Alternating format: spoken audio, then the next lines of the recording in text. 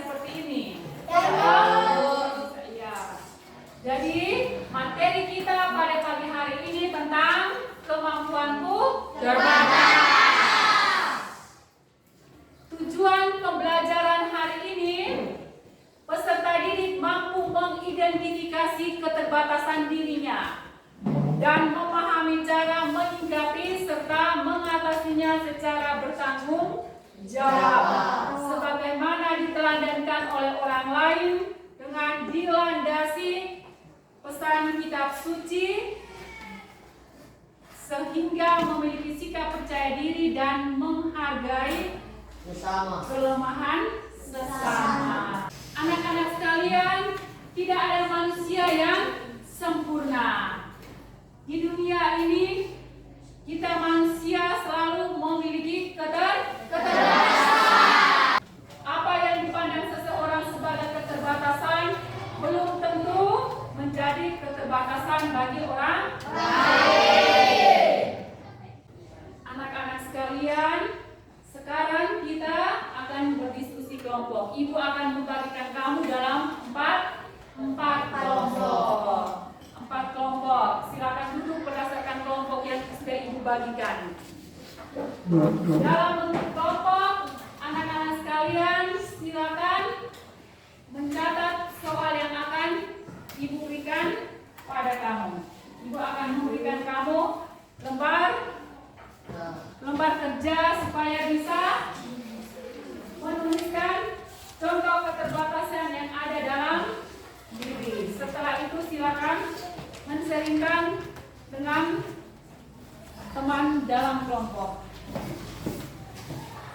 Silakan berdiskusi dalam kelompok.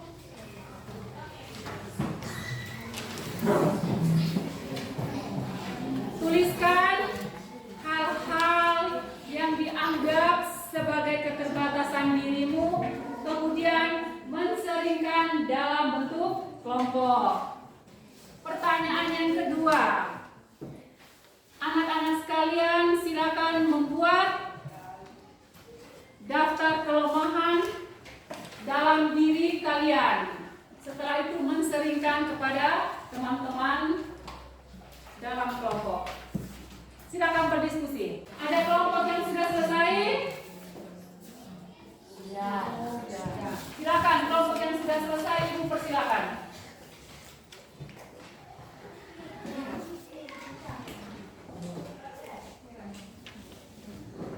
Contoh konkret dalam mengatasi keterbatasan yang kami miliki dengan cara yang bijaksana dan tanggung jawab. Berpikir maju, menjadi lebih baik dan melakukan kegiatan positif. Mengikuti kegiatan suatu kelompok organisasi yang bisa membuat kita lebih maju. Jangan takut untuk meminta bantuan, teruslah belajar dan berkembang. Masih ada teman yang lain? Silakan. Moi. Contoh keterbatasan pada diri yaitu 1. Terlalu perfeksionis. 2. Gugup di depan banyak orang. 3. Terlalu fokus pada pekerjaan. 4. Belum mahir menggunakan aplikasi. 5. Belum bisa mengelola waktu dengan baik. 6. Kurang kerjasama. 7. Tidak mau ambil resiko. 8. Kurang menguasai bahasa asing. Anak-anak sekalian, masih dalam bentuk kelompok, kita mendalami pesan kitab suci tentang sikap menghadapi keterbatasan. Kita semua membuka kitab Yeremia bab 1 ayat 4 sampai 8. Semua baca kitab? Silakan baca bersama-sama. Yeremia dipanggil dan diutus.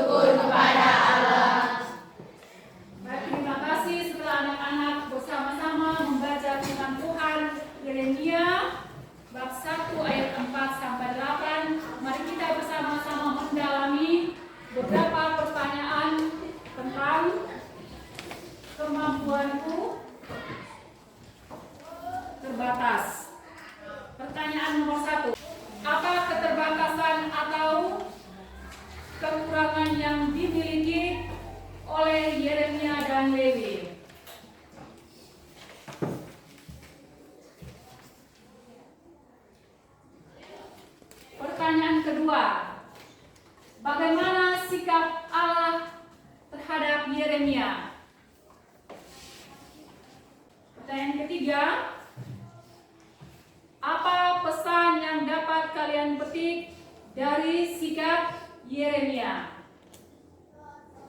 Silakan berdiskusi. Setelah berdiskusi, silakan mempresentasikan hasil diskusi. Ibu kasih kesempatan, silakan berdiskusi. Ada kelompok yang sudah selesai? Sudah. Silakan, Ibu persilakan. Sikap Allah terhadap Yeremia yaitu Yeremia tidak pandai bicara. Tuhan tetap memanggil Yeremia sebagai nabi dan memotivasi Yeremia supaya tidak takut. Kita diingatkan untuk berani mempercayakan diri kepada Tuhan, sebab Tuhan seringkali menggunakan apa yang dianggap kelemahan sebagai sarana menyelamatkan sesama.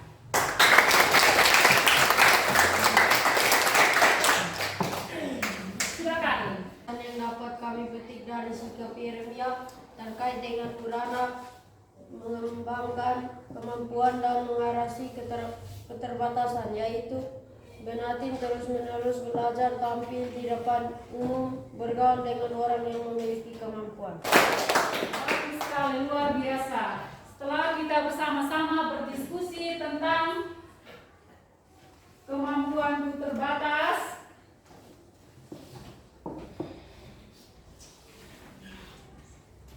maka sekarang kita bersama-sama membuat kesimpulan. Jadi, tidak ada manusia yang sempurna. Anak-anak sekalian, tidak ada manusia yang sempurna. Setiap manusia memiliki keterbatasan dan kelemahan. Keterbatasan yang diberikan Tuhan kepada kita bukan berarti Tuhan tidak sayang kita, tetapi Tuhan memberikan keterbatasan kepada kita supaya kita masing-masing saling mengisi dan melengkapi satu sama lain. Setiap orang sebagai pribadi masing-masing perlu mengamati keterbatasan dalam dirinya. Manfaat dari mengetahui keterbatasan dalam diri kita yaitu membuat kita menerima diri apa adanya, dan membuat kita semakin mengetahui cara menempatkan diri kita yang baik dan benar. Dalam kitab suci tadi kita bisa belajar dari kisah Yeremia dan Lewi. Kisah tokoh-tokoh tersebut memberikan pesan kepada kita bahwa kita harus tahu mengakui kelemahan kita dan kekurangan kita di hadapan Allah dan sesama.